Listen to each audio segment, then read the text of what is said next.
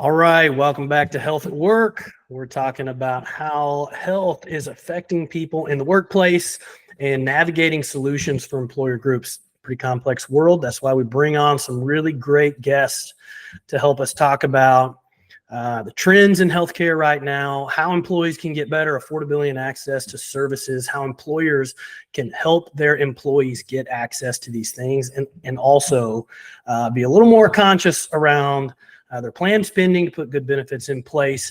And today we got a good one for you. Founder and managing principal of Mitigate Partners, which is a risk management, cost containment, and employee benefits consulting firm. He's got more than 30 years of experience in benefits consulting and some proprietary material, the Fair Cost Health Plan. So we're going to dive into that in a little bit. He's been nationally recognized in a lot of cool places. So check this out. Forbes, Entrepreneur, Innovation in Tech Today, Physician Outlook Magazine, Free Market Medical Association, and Bold TV. So we got a good rap sheet here. And he was selected as one of the first 30 forward-leaning benefits advisors in the Health Rosetta certification program. All right. So we got Carl Schuessler. And that is quite the rap sheet you got there. So I'm excited to talk to you today, dig into some of your personal experiences, some of the work you've been doing over the past decade or so, and really kind of just uncover some information that employers need to know, advisors need to know, pre-call. This is going to step on some toes, but last time we were chatting, I threw out the word broker. And you said we don't call ourselves broker because brokers make you broker. So we're sticking with like advisors and specialists and consultants here. So if I say broker, it's by accident. And I'm sorry. So we'll just apologize in advance here. But Carl, welcome to the show. Hey, thanks, Dr. Nellen. It's great to be here. I don't know that great's ever been used to describe me as a guest, but I appreciate that. And a lot of folks had their hands in a lot of that stuff on that rap sheet. So not a rap sheet at the police station, just to be clear, folks. But no, thank you for the opportunity to be here with you. Yeah, absolutely.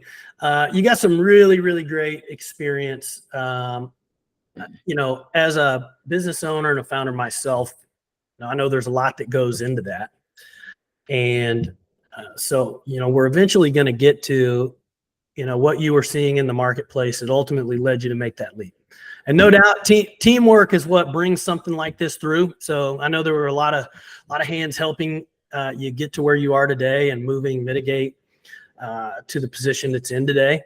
And that's really great. So we're gonna dive in a little bit. And so the first thing that I want to know is, in the last 10 years, how much has changed in healthcare? But did you pack a lunch and a dinner and a breakfast for tomorrow?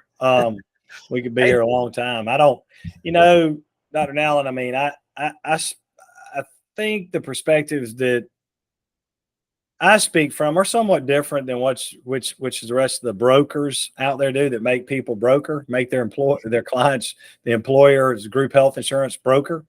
And that actually was Rich Haney that came up with that. I Mitigate Partner Hours in Austin, Texas. But it's fantastic. But I growing up the son of a physician, my dad was an OBGYN for 49 years in private practice in a town called Macon, Georgia. I know you thought I was from upstate New York, but I'm not. And, I learned a lot from him, but I didn't have a clue, Dr. Nellen, that I was learning anything at the time until it came to roost later in life. And, Sure. So I would say this, and you say 10 years, though, you're talking about 10 years, not 30, but just being around my father and hearing things and then seeing it later as I got into this industry, this healthcare industrial complex, and it certainly is that.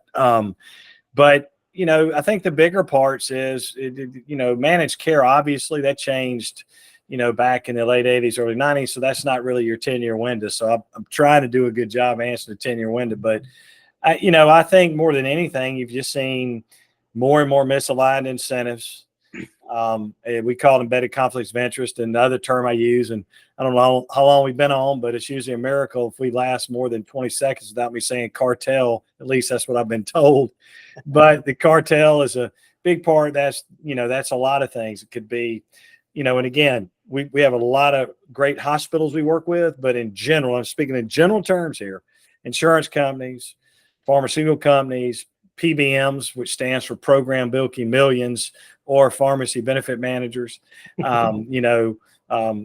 hospitals, physicians here and there. Again, big physician fan. I'll explain that in a minute. And you just got an environment, Dr. Allen, that's a fee for service environment. And I watched my dad go through managed care, and he used to give away stuff free to your wife when they'd come in for their GYN visit, didn't even do anything. And then when they started eroding his fees. And the other thing I'd say, they call it reimbursements, right? What's your reimbursement rate? And I say this to you, you're a physician too. I said, reimbursement. When you get reimbursed, it's because I took Dr. Allen to dinner and he's reimbursing me for that dinner.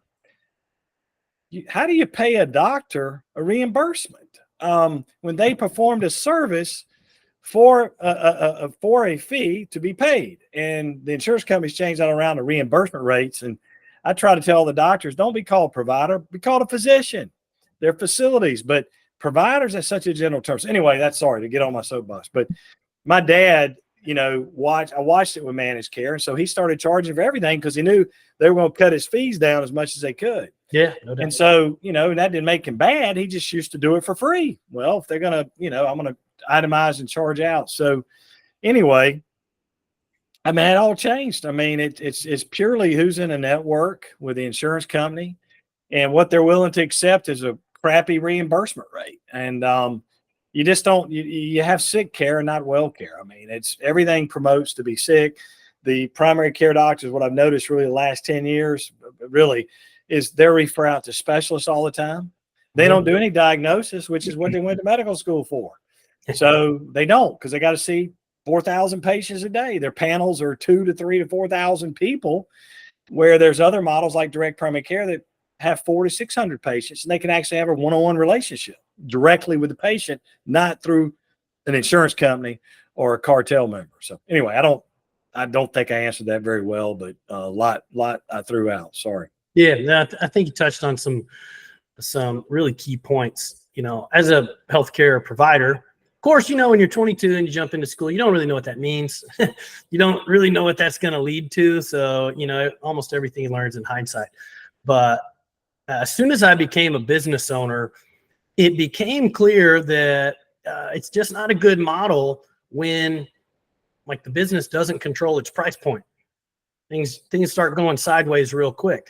And in all facets of healthcare, I haven't talked to anybody who said the reimbursement rates are going up every year. They seem to be going down.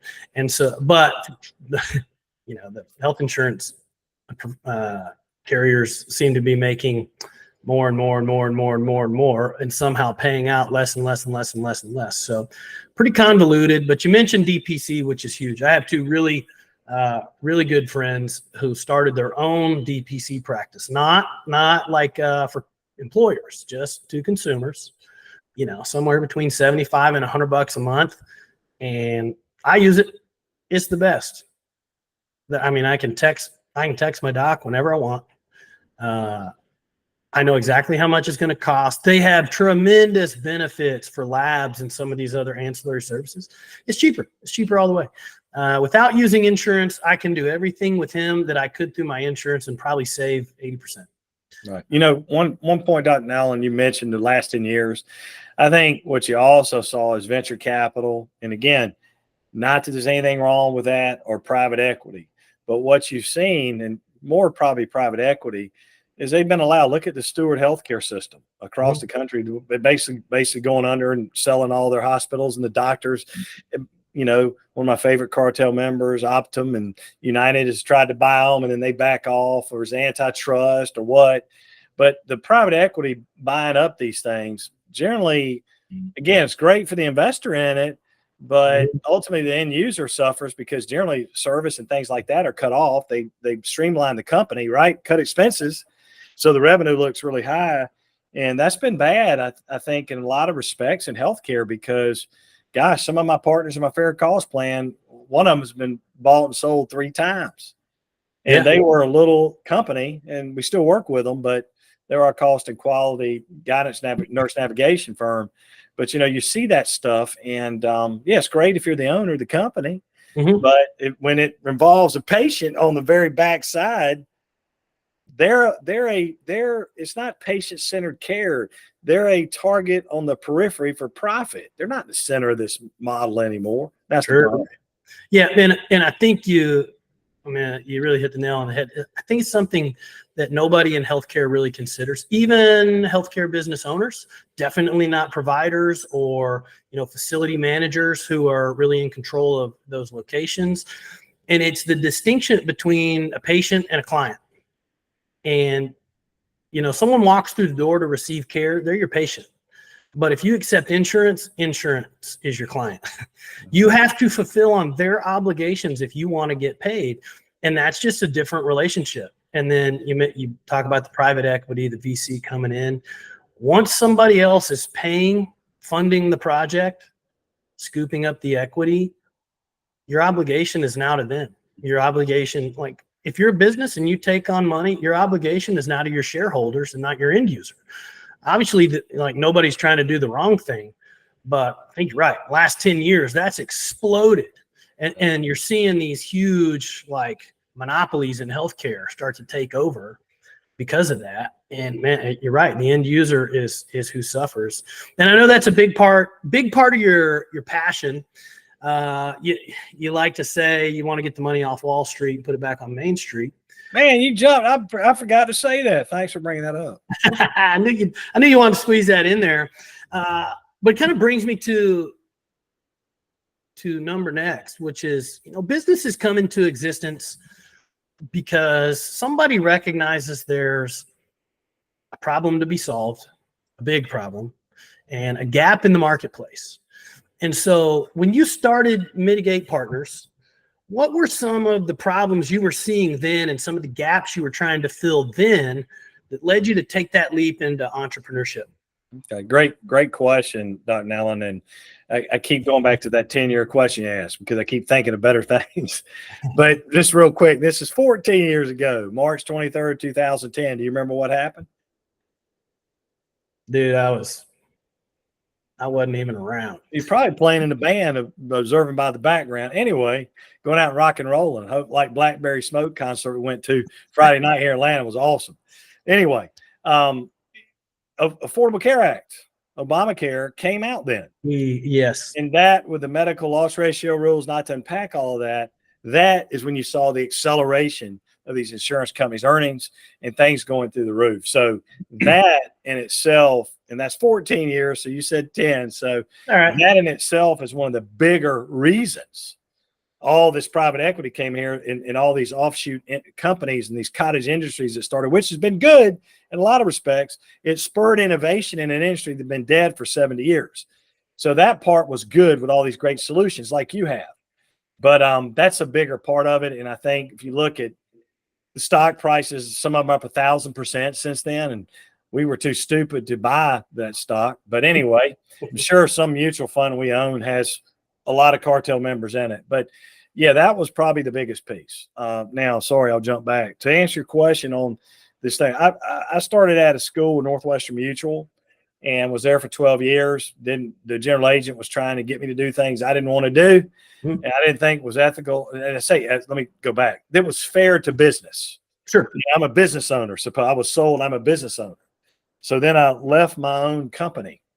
Never figured that out if I'm self-employed, how that happens. But anyway, I did that and then went on my own. And I've been self-employed since I was right out of college. That counts because you're on straight commission. Yeah. And I went out, I was always doing a lot of benefits while I was there. Went out on my own. Barry Murphy, good friend of mine that co-founded Mitigate Partners with me, mentored me right out of college. And the joke is I mentored him the last, 10 years in this cost containment journey we're on. But Barry's in his early to mid 70s right now, and still involved, still active. And I learned a ton from him. So, always was self-employed. I wanted to control my own destiny. Why am I going to make all this money for somebody else and have another middle person involved? Just like healthcare, middleman galore, right? You got to eliminate the middles.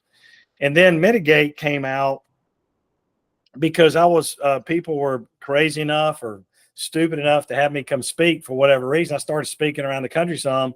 And then people I like this. And a friend of ours in Valdosta, Barry Broom, who was part of Mitigate also, he's an Allstate agent there, but he came up with the name Mitigate. And we said Mitigate Partners. And people said, hey, I want to be a part of that. And so we kind of swelled up to a little over 30 advisors. And, that they want to be part of that message. It was an alliance of independent benefit advisors, fiercely independent. We own no one. And then we started charging dues for certain things, like we have a chief marketing officer. We had other things that cost. Some people dropped out, and I think we've ebb and flow. We're like 27 now, but it's just people rowing in the same direction towards a common goal to really try to fix healthcare. And we figured out you really can't boil the ocean, which is Washington, D.C. And there are great groups like Patient Rights Advocate, Cynthia Fisher, Marnie Jameson Carey, Power of the Patients, great people doing great work, all those teams. So we'll let them boil the ocean, and we're going to get down here in the nitty gritty, and we're going to boil the creeks, then we'll boil the lakes, then we'll boil the rivers. And that was kind of our approach. And that boiling the creeks is one employer at a time. Any good grassroots effort generally starts smaller and trickles up, not trickles down. And that's it. So sorry for another long-winded answer. No, man, that's perfect. As a big fan of business, I hope people are listening selfishly that, it's not going to benefit you or me, but it would strongly benefit them. I'm a huge fan of people pursuing their own dreams, their own passions, whatever that looks like. Because you're right. If you're not working to create your own future and your own dreams, you're working to create somebody else's. And so I'd rather create my own than somebody else's. And, it's hard to understand that. You got in young. If I could rewind, that'd be great. And I'd start much earlier than I did. But you can't know what you don't know. And so I hope some people catch wind of this. Maybe even there's an advisor working for somebody else and they think, you know what? I don't like how things are going here. I'm gonna go work this plan for myself. And so, a little inspiration, but you did it. I did it. Nothing special about me. I don't know about you, but nothing special. I do put my shoes and pants on different than you. Oh, I have a robot that dresses me. No, I'm kidding. Everybody puts their clothes on the same way. Nobody's special. And people are people. Nobody's special. Jeff Bezos wasn't special. You know what I mean? He just had an idea and he ran with it. And that's all it takes. A little courage and an idea and a lot of being able to get punched in the face and keep going. Yeah. Dr. Allen, one other quick thing you asked too, what Barry and I kind of came up with as we started looking at the healthcare industrial complex is really, we noted, and this is what spurred fair cost and many other things, but the 6 deficiencies of legacy health insurance. And what we did is that was kind of a negative message, and we turned it into the 6 opportunities in healthcare. And we've given that talk all over the country a bunch of times. It's out on our YouTube channel. But here is the deal. And this you ask, I think it's important. 6 deficiencies, real simple. Deficiency number 1 is embedded conflicts of interest, misaligned incentives, i.e. the cartel. Number 2 is cost and quality transparency. Mm-hmm. Their lack of cost and quality, and pricing transparency. Yep. Number 3 is fraud, waste, and abuse, medical billing errors. Number 4 is the traditional PPO discount game. And number 5 is the pharmaceutical shell game, like that pictures you see of the people shifting the shells around. And then number 6 is lack of information and data. And that's a lot to unpack there, but I'm just throwing them out. That's what spurred this whole movement. And if we eliminate these deficiencies and turn them into opportunities, what could that mean for an employer and their employees? Yeah, yeah. No, and that's an incredible way to reframe that. The problem is always the solution. You know what I mean?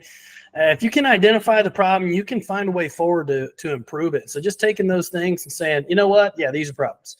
How do we move these things in the right direction for an employer? I mean, even if you improve half of them, it's true. It's got to be tremendous upside in doing that.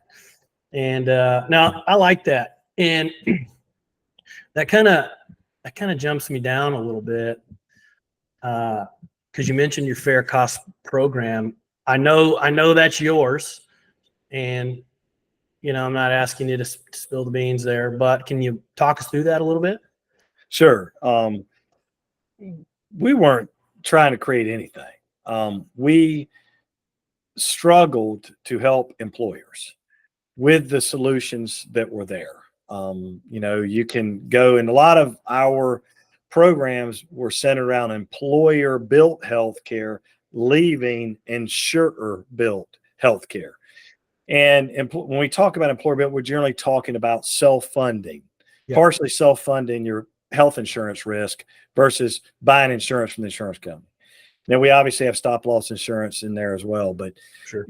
When we were looking at all these, your BUCAs, that's for all the audience, Blue Cross, United, Cigna, Aetna, all those folks can be what's administrative service only and provide TPA services to an employer and pay their claims for them and use their network and all their tools in their program, that the bundled solution that makes them a lot of money. And they weren't doing the kind of things that would control your costs, lower your costs, Dr. Allen. They just weren't. And they're not in the funny part about a United Healthcare name, just the name, healthcare, Cigna Healthcare, this healthcare. They don't know the first freaking thing about healthcare. They're in the money-making business. They're not in the healthcare business. I mean, that's the biggest joke in the world. But anyway, so we set out and started working with independent third-party administrators, not connected to an insurance company. And honestly, it was a journey, brother. We went all over the world. We had to find somebody, and we built our own party. As I say, we created our own plan. We wanted them to administer, and they would say, well, I'd come to them and say, Carl, I said, I've got the booze locked down for the party. I got the catering. I got the band. I've got the valet parking. I just need someone to host my party. Will you host it? And then they would come back and says, well, you can't serve Creature Comforts Tropicalia, which is a local brand in the number one college town in America, Athens, Georgia. You can't serve that, but we'll let you serve Bud Light. Well, that's obviously a non-starter. So no offense to Bud Light. But anyway, the point was, no, I've got my solutions. I don't want yours. I want you to pay claims, which is why you came in existence, to pay claims, not make money off all this other stuff inside a plan. And so we've, unfortunately, as I've often known for saying, all TPAs suck is finding the least sucky of the suckiest. And we found some. We're still looking for the least sucky, but we've been through a number of TPAs because you find out, again, it's a lot of technology, but they're generally more dinosaur and more just not there. And but there are some good TPAs, so I want to be clear to anybody listening. So anyway, that's the drill, and we built our own plan, and I think we're going on year 9. And maiden voyage was July 1 of 2016, and it's still rolling, and it's far from perfect, Dr. Allen. So if I was going to tell you it would cure everything, I'd be lying. It's always evolving, and we'll never stop evolving because this thing is such a freaking mess. We're never going to get there. Yeah. The world moves too fast. If you maintain, you're going backwards. So no choice but to keep evolving. My last guest was a healthcare reporter, and so he had some interesting insights, and he was reporting through, 2010. And so he kind of saw the political side of, what was coming down the pipe that is leading to what we're seeing today. But, you mentioned they're called United Healthcare and they don't know the first thing about healthcare. It's like the politicians that sign this stuff in the bill. And it's like, no, I'm not a doctor, but I do think I know what's best for healthcare. And it's a wonder why we find ourselves in this giant mess that we're in with, the different carriers and the high costs and all the different things that are. Let me say, I didn't interrupt, be rude and interrupt you. Dr. Allen, I think it's important when I throw United Healthcare or mention Cigna or whoever, let's be clear. They are doing everything they're supposed to do. Their number one responsibility is as their shareholder, their stockholder, and they are knocking it out of the park. So are they doing anything wrong? You can argue a lot of different things there, but they're doing what they're supposed to do, which is deliver value to the shareholder. And no companies in America have done that to the degree they have the last 15 years. So Sure. I think that's important. So when I'm sitting making these comments, that's what they're doing. The only problem with their model is there's a patient, there's an employer on the other side of it. Yeah. So I'm clear when I say I exonerate them of they are doing their fiduciary duties, but the employer has a fiduciary duty to do too. And trusting them to be that is not working. Sure. Yeah. And, you'll hear a lot of people say healthcare is broken. But no, it's not. Healthcare is not broken, Dr. Allen. It was made this way on purpose. Yeah, it is working exactly as it has been designed. We just don't like it because it's not benefiting the right people or the people that it should be benefiting. But I'm glad you bring that up because something I didn't have on the list, but I think it's a hot topic right now, is the fiduciary responsibility of employers. And we're starting to see this stuff trickling out with Wells Fargo and Johnson & Johnson. And no doubt if that catches wind, that's going to open up a can of worms that I don't think we've ever seen before. So, what do you think employers really need to be doing right now to hedge against that? Well, I think a lot of them are, because there's no really stiff penalties or it's so new. I don't think anyone's overly scared of it right now in the regulations. It's like everything. I think it'll take some time, but for an employer to be a fiduciary, Dr. Allen, it's really difficult when they're looking through a Coke bottle lens at what they're doing in their health plan. You can't see. There's no transparency, no ability to look in there. So I think that if you're in any of these insurer-built plans, there's no way, when you really look at it, at least the way we do, that you're upholding your fiduciary end. When you hear about, like the J&J deal, there's a bunch of them out there now. There's no question they're relying with an insurance company to administer their plan. Obviously, Johnson & Johnson is not fully insured. They're self-funded, but they're relying on the insurance company. And golly, you can't see into it. There's so much stuff. Man, when we dig in, there's so much stuff. We were working with a hospital as a prospect, and we started looking at how, some of their claims were being processed at 400% of Medicare in their own hospital. Well, what? It's my money. It's going in one pocket and out the other. And what is that TPA doing, And it was an independent. So it's so much stuff, and you have to find an advisor who leads, who does this stuff, who doesn't run around and get on LinkedIn every minute and talk about how great they are. There's so many talkers. You got to find somebody that walks the walk. And I think a lot of us at Mitigate, a lot of other groups, Rosetta, there's plenty in there, and NextGen and Q4, there's plenty of them out there, but you got to find a good advisor. And I think that's what's missing. And you're trying to educate an employer groups, Dr. Allen, that's been buying insurance for the same way 50 years. So when you come in, you're like, this Carl guy, he's whack, man. Really? You think it's that corrupt, Carl? Really? Well, I don't know. Here's my wife's bill. Let's talk about $29,984, $964, laparoscopic appendectomy. Let's talk about that for a minute. I can go on and on. If anybody wants to have a challenge, you better be loaded for bear, because I got plenty of stuff I can share, gazillions and gazillions of stories. And so I think the employer's got a very difficult job, Dr. Allen, and the brokers that are making them broker are generally not leading that charge. It's kind of cool to be able to get on the golf course a lot quicker and get in a deer stand if that's your thing, whatever it is, it's a lot easier not to have to do a ton of work. But when you actively manage a health plan versus passively managing it like an insurer built plan, you want an employer built plan, that's some work. You got to roll your sleeves up, and employers got to want it bad. And it's not easy. It's messy.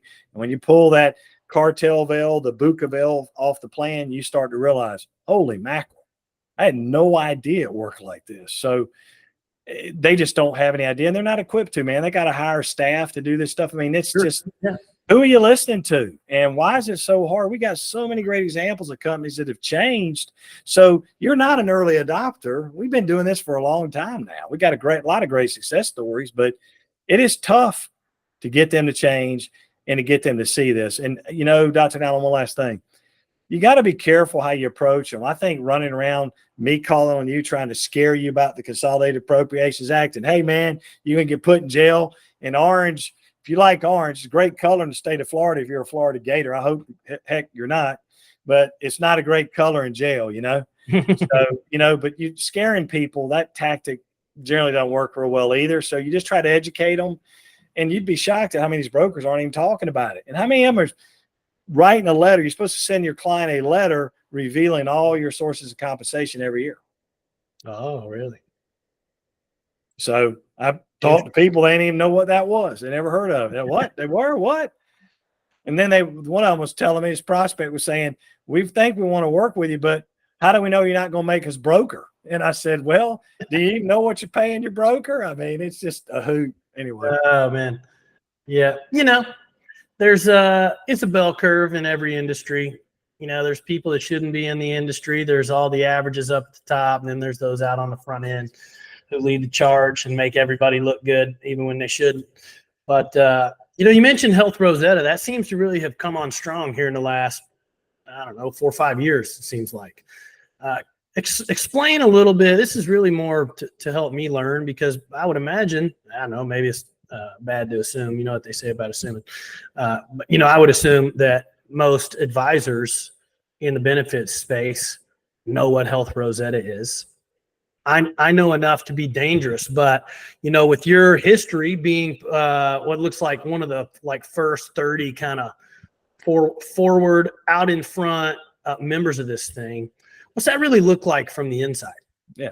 Well, I also be clear, we started our journey around 13, 14, and then created Fair Call 16 before Rosetta was really ever out. Mm-hmm. So there were some of us around the country that were doing some of this stuff. And then when the organization came out that had the same beliefs, that there are bipartisan fixes to the healthcare system, that's how that kind of came to be. And it grew, into a movement. I think there's 250 advisors or something like that. I've not been as active the last 4 years with it, and not been to conferences, but they're doing good things. Dave Chase, Sean Shanson, and Melissa Taylor have done some good things, and they're trying to get people rolling in the right directions. But with any of these organizations, Dr. Allen, you're going to get people that want to affiliate or may say, we're doing it this way. And then you find out maybe in a competitive situation, well, Dr. Allen's Rosetta, so am I. Well, how many cases have you done like this that Dr. Allen's done? He's telling us about all these examples. We do that kind of work, and they're pretenders. So in every group, even in Mitigate, you're going to have some pretenders that want to change, but I feel like many of these organizations, there's a lot of cheerleaders and fewer doers. But I'm hoping over time the doers increase, and their Rosetta's trying to come out with tools and things to make things easier to adapt and do these things. So yeah, that's good. That's good. It seems like at the heart, they've got the patient-centric absolutely at the center. And so, I hope that catches on. I was talking with head of employer strategy with our local hospital here, and great girl. I don't know if she wanted me to mention her by name or not, so we'll leave it. But she's really kind of the front runner for getting people connected into a direct contract with the local health system. And she brought up a really interesting point. And so it's, for me, I'm always kind of a cynic and a skeptic about whatever's going on inside of hospitals. I know they're struggling mightily, just like all the other providers. I just don't know like where their seat at the table is. So I always kind of have this little bit of skepticism in the back of my mind. But, she was telling me how, they recently took a new CEO who's got just a different mindset around health and wellness, more to the tune of lifestyle medicine. And they're really driving that through their employer programs, which, for me to see that in the local hospital, tremendous, because local hospitals have a ton of influence in the community. And so, when she said that, it was really encouraging to me, not just to see the organizations like Rosetta adopting this mindset, but the actual system. Because what she said next, I should have known, but it really surprised me. And that was, they're trying to keep people out of the system, trying to get them into the preventative programs, the direct care programs, because as soon as they're admitted to the hospital, they lose money. And which we know. I mean, there's only so long businesses can lose money before they're not a business anymore. So it makes perfect sense. But, I like to see when people they're fighting an uphill battle, but it's one worth fighting. You know what I mean? And that's definitely the healthcare game right now. Yeah, I would say, you make a great point. A lot of people calling that DTE, direct to employer. That's the big acronym. We're going to be with a good friend of mine, Ann Richardson, who's been a hospital executive, and check her out on LinkedIn. She's very active, great post. We're speaking at the American College of Healthcare Executives, West Florida chapter, which will be amongst all these hospital executives and all these hospitals, some of our plans use right now. Yeah. So I'm looking real forward to that. We're going to be talking about the value of alternative based care models. And I'm going to obviously be speaking from an employer perspective, but the only reason I tell you that is not to say, hey, I'm speaking. It's just, we have had a lot of success with health systems. Sure. And talking with them. They generally listen to the amount of lives, bodies you can bring them, but all of them, if we're in a room and never would get back to the BUCA, the Blue Cross United Cigna, they would much rather work direct and get paid faster. We pay we've worked deals with some hospitals for deliveries 30 days in advance. Cash is king. They're not seeing the money for 90 to 120 days sometimes. Yeah. So, you can have success. You also talk to the hospitals about getting them out of the collections business. Because if it's a safe harbor hospital, one we steer to, assuming they got the metrics for quality for certain procedures, sure, we're going to take the patient, out of deductibles and coinsurance, which the hospitals only collect 7% of, and all of a sudden they don't have to chase them around for money.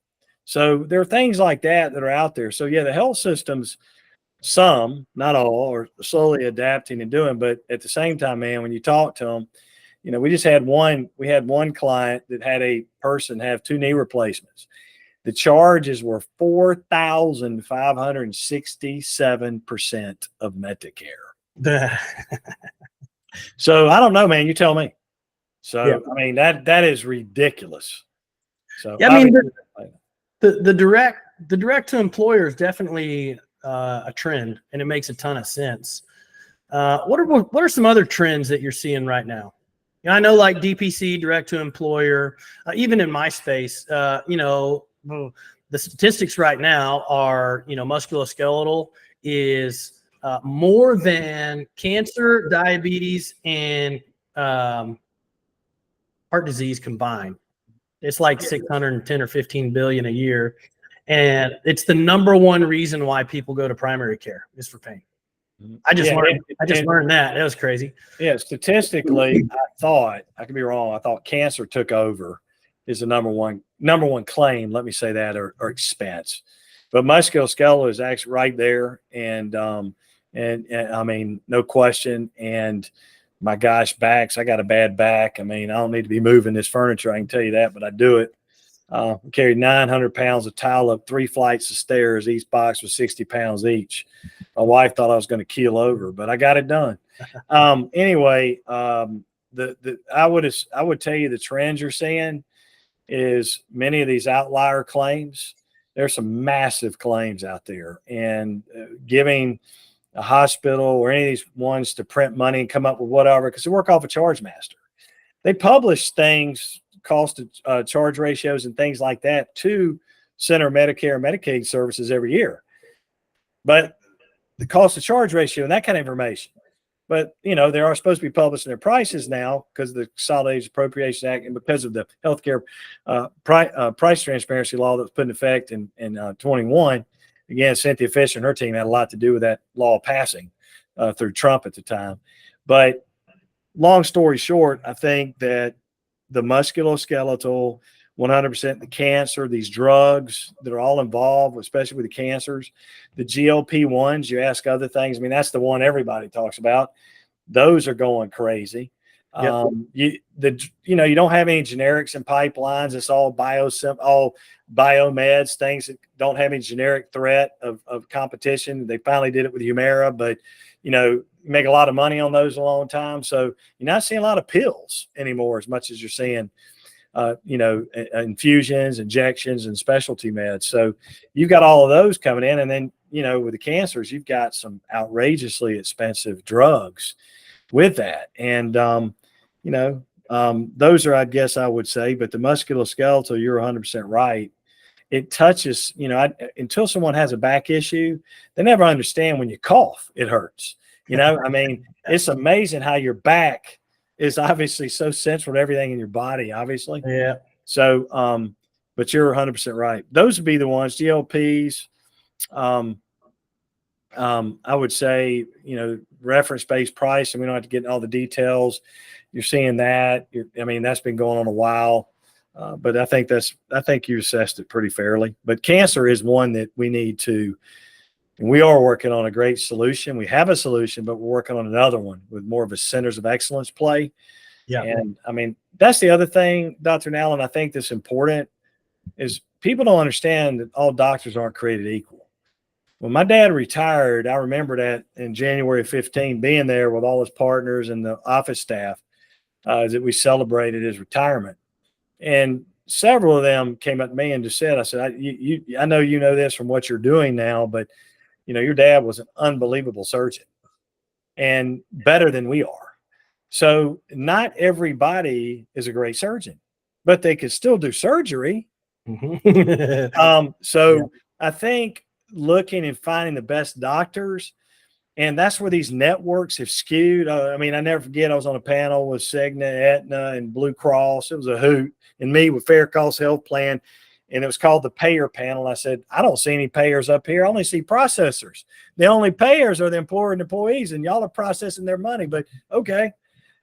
Anyway, we were sitting there, it was all doctors in the audience. And, they all say we look at the doctors and, they don't kick anybody out of the network. Whoever accepts the reimbursement rate, as they say, is what they do. So what quality metrics are in? And we try to do that because the higher quality doctors in the COE, Center of Excellence play, really makes a difference, man. Quicker recoveries, you can look at readmit rates, all the stuff, how many times they do the procedure a year, all this stuff that is not available to the general public. Yeah. Yeah. And I've seen that firsthand because, when I worked for the large corporate center, I don't have to name names or anything. They all work the same. I saw a tremendous amount of patients. I was seeing 3-4 patients an hour, almost every hour of the day. And, it was about half and half. Half were post-surgical, half were just coming in for paying off a referral. But it didn't take long where, one, I noticed a big difference between Texas, where there was only one surgeon. So I had no comparison, versus here where we were getting referrals in from all different types of health systems and surgery centers and surgeons. And it became clear really quick that one guy's shoulders were way different, like just so easy. You know what I mean? Like effortless almost. Their outcomes were way better. My job was easier tremendously versus every other one. And so I got to see that firsthand in a big way. And it turned, I start, figuring out, well, what's going on? All this guy does is shoulders. And I think that's the interesting thing. You get out in the orthopedic space and you got guys that tinker with a bunch of different joints. He's kind of a jack of all trades, master of none. And I think the quality metrics behind that drastically different when you get one guy. Like, don't specialize in orthopedics, specialize in a joint, because it's just is different. Yeah. Well, hey, to your point, this was years ago. This was, 9 years ago with this data I'm about to give you. But St. Petersburg, Florida, Pinellas County, we were looking. Somebody was getting knee replacement, and we had our cost and quality nurse navigators involved. They called them and all that. There were 60 doctors down there, Dr. Allen, that did knee replacements. 60. We said they had to do at least 50 procedures a year. All of a sudden, that number goes to 15.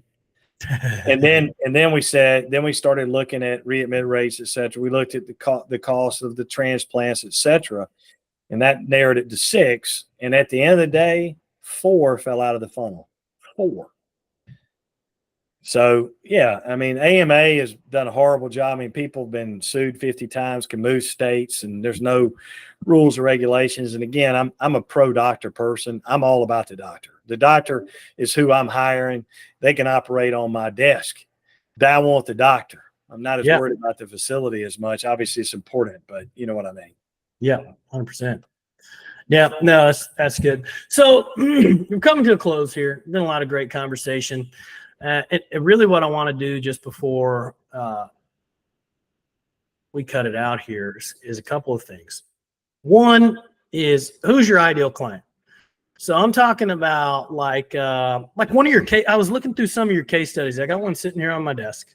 The school district in Florida, tremendous. I was looking through the numbers, mind-boggling. Yeah, we should definitely post some links to this stuff below.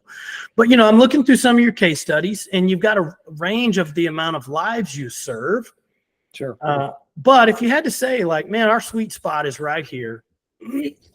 What is it a school system? Is it something else? Like, where do you really feel like you thrive? You can create good solutions that get some monster impact. This impact was to the tune of almost 20%, and like it was $47 million over 4 years. So hard to ignore that.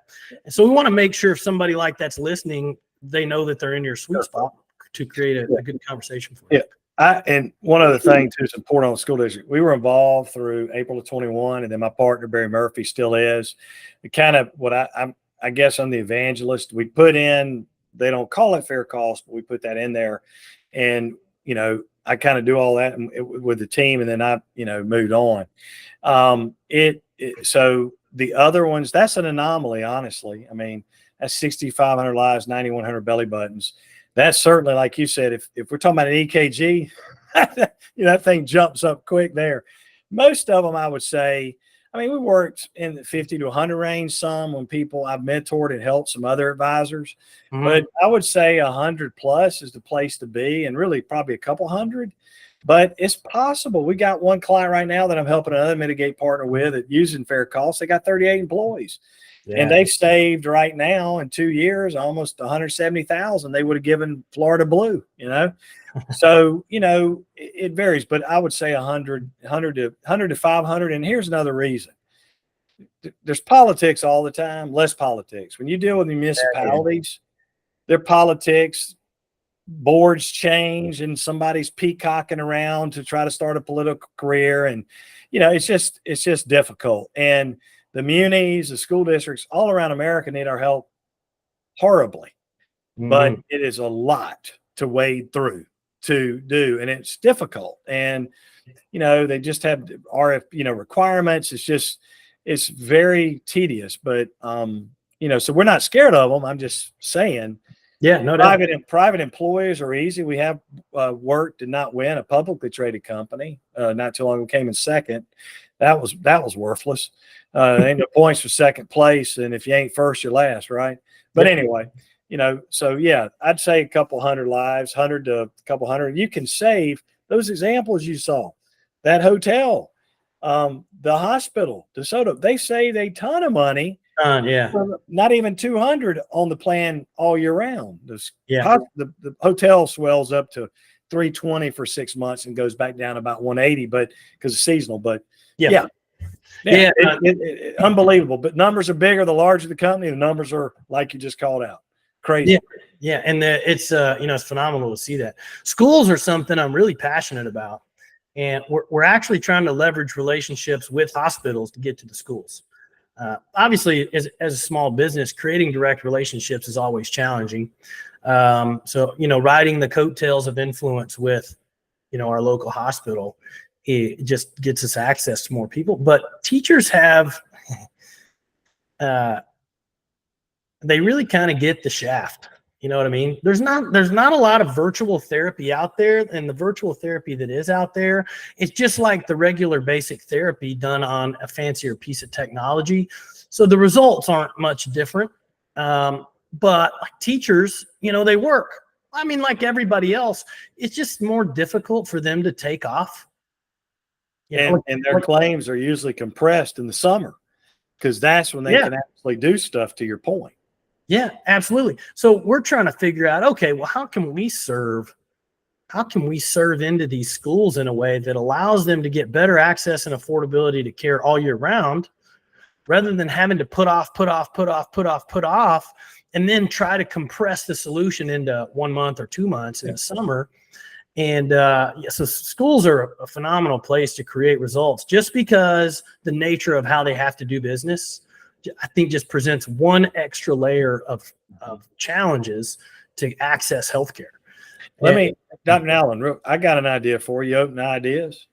Yeah, I'm always open to So the health center that some of the schools deploy, or near site clinic, or whatever you want to call it, those are places that if you can talk with the health center about what you're doing and your specialized work, and especially in the musculoskeletal area, that could be a resource. Maybe you go in there a couple times a week. They can make appointments with you. I'm sure you're already well ahead of me on that and already doing it. But those are things, because many of these health centers, half the time, like the school district was working with Advent Health, they were in charge of the health center. Gee, I wonder, all the specialist cards up there, I wonder if they're referring to this. I mean, before we got involved, and they work with the Rosencare, but it was, those are the things that I would think about if I were you, and trying to get ingrained that way. Oh yeah, 100%. Yeah, we're looking to network. We're looking to network into those places. Warm referrals. Somebody that knows somebody. Somebody that knows me that knows somebody. that's the best one. And we got some good connections here in town. So we're excited about our future in terms of what we're doing. Our therapy's different. Our evaluation model's different. The results we get are different. The message we have is different.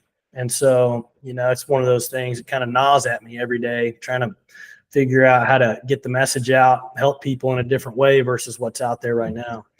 But if you could, leave our business leaders, those people who might be listening, who are in charge of health plan inside the organization, or maybe those aspiring benefits leaders who are coming up under somebody's umbrella and wanting to shake things up a bit, maybe potentially thinking about going out on their own. If you could leave us with one message that you want people to know, what would it be for Carl, for Mitigate Partners, and for our employers? In order to control your cost and offer better health care for your employees, you have to leave the insurer-built health plan world and move to the employer-built health plan world. Lucky for you, we got a gazillion examples around the country. It's worked all around the country where people have done this. So you're not Lewis and Clark or Sacagawea trying to do this on your own. And many have been before you. It's messy. It's not easy. I always say you got to want it bad. But I think the most critical question you can ask any of our clients out there is, if you had it to do over again, what would you do differently?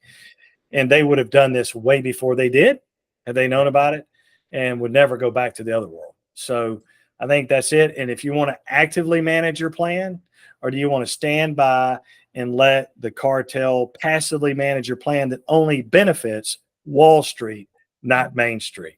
And getting that money back off of Wall Street on Main Street, spending it with your local people, is what matters. And you do it by eliminating the middles that are making all the money in the system. Well said, my friend. It's been great having you on, Carl. and appreciate you being here, sharing your insights, sharing your experience. No doubt a wealth of both. So I really appreciate you being here. Well, Dr. Allen, I appreciate you putting up with me, and I'm sure you have regrets for having me on, but I appreciate the opportunity to be on your show. Yeah, man, absolutely. We'll catch up later. All right. Thank you.